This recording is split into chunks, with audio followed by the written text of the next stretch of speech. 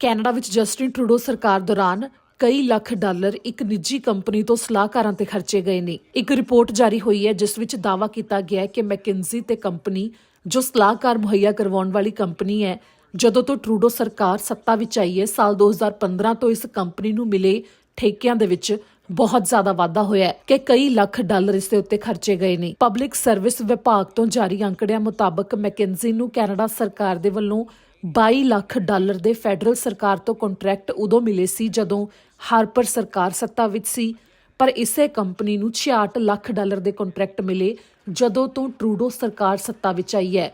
7 ਸਾਲ ਦੇ ਸਮੇਂ ਵਿੱਚ 66 ਲੱਖ ਡਾਲਰ। ਇਹ ਇੱਕ ਅਮਰੀਕਨ ਕੰਪਨੀ ਹੈ ਜਿਸ ਦੇ ਨਾਲ 30,000 ਸਲਾਹਕਾਰ ਕੰਮ ਕਰਦੇ ਨੇ, ਜਿਨ੍ਹਾਂ ਦੇ 130 ਦਫ਼ਤਰ ਨੇ 65 ਦੇਸ਼ਾਂ ਵਿੱਚ, ਜੋ ਨਿੱਜੀ ਤੇ ਸਰਕਾਰੀ ਅਦਾਰਿਆਂ ਨੂੰ ਸਲਾਹ ਦਿੰਦੇ ਨੇ।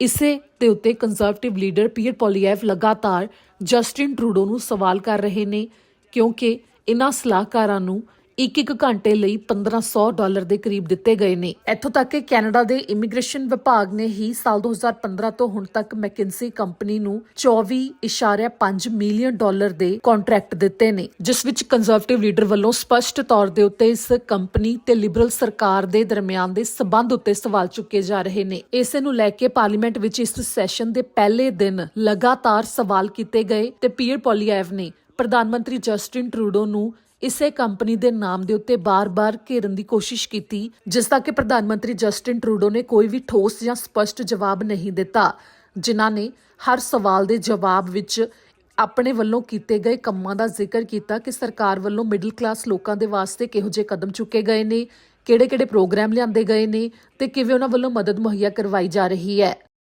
I asked the Prime Minister how much McKinsey got. He said, well, it was all for the middle class.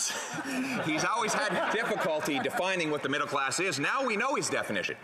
It's his friends who make $1,500 an hour as high-priced consultants for his government over at McKinsey, where his personal friend Dominic Barton was the boss. We now know that he spent $15 billion plus per year on high-priced consultants, while Canadians are eating at food banks, living in homeless shelters, and house prices have more than doubled. Again, how much did his government give McKinsey? How much? The Right Honourable Prime Minister. Mr. Speaker, while the Leader of the Opposition snickers at the middle class, we will stay focused on supporting them. That's exactly what we did by bringing forward supports for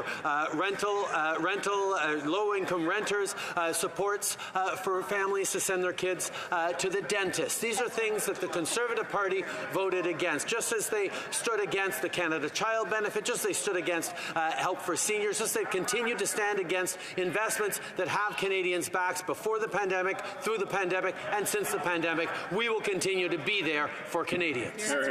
The Honourable Leader of the Opposition. Prime Minister says that Canadians have never had it so good as they face 40-year highs in inflation, as food prices are up 12% year over year after he brought in a carbon tax on our farmers, as the cost of housing has more than doubled, as students are actually living in homeless shelter. We know why, though, he's so out of touch with these people after 8 years, because the people he surrounds himself with, like the high-priced consultants at McKinsey, are doing better than ever. So I'd like to ask him again.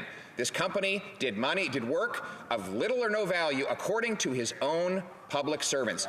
How much did Canadians have to pay for that? The Right Honourable Prime Minister.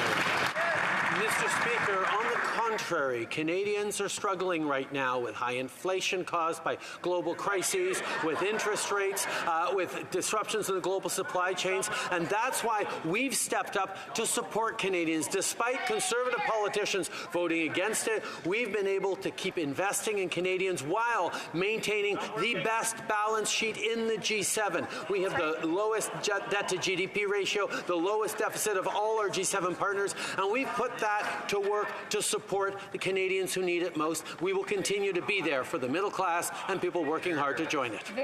The Honourable Leader. The Honourable Leader of the Opposition. After 8 years of this Prime Minister, mortgage payments have doubled, up to $7,000 per month for an average house in Toronto. Rent prices have doubled, up to $2,500 a month for an average place in Toronto. The number of people eating at food banks has gone up to 1.5 million, and crime is up 32%. So we wonder where all this $500 billion of inflationary debt actually went. Now we know. Liberal friends got the money. So I'm going to ask a third time. The well-connected insiders at McKinsey, how much did the Prime Minister give them? How much? The Right Honourable Prime Minister. Mr. Speaker, over the past number of years, we've invested in supporting Canadians from coast to coast to coast, to lift families out of poverty, to help seniors make ends meet, to invest in low-income renters, to help people access dental care for their kids, to deliver the kinds of things that have made not just Canadians better off, but our whole economy work better. We're going to continue to step up in investing in Canadians while Conservatives continue to push cuts and austerity and not being there for Canadians. We know that investing in Canadians is the best way to build a better future.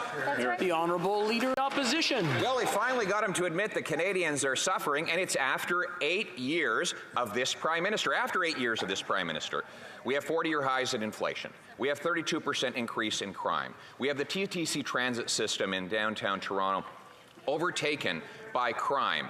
We have more people eating at food banks and living at homeless shelters after 8 years of this Prime Minister. But not everybody is doing badly. His friends at McKinsey are rolling in cash. First, they said it was $50 million. Now the government says it's over $100 million.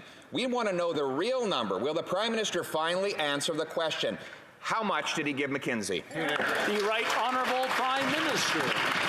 Speaker, everyone in this House, from conversations with constituents, with conversations with people right across the country, know well that Canadians are facing tough times. What the difference is between the Conservative leader and myself is, instead of proposing real solutions, instead of telling Canadians how they're going to help them and invest them, the Conservative leader stands up, crosses his arms, throws up his hands and says everything is broken. Well, that's not what Canadians are living through, Mr. Speaker. Canadians stick up for each other. We're there for each other. We support each other through the tough times. That's exactly what we've been doing through this pandemic, through these past years. That's what we will continue to do, no matter how much.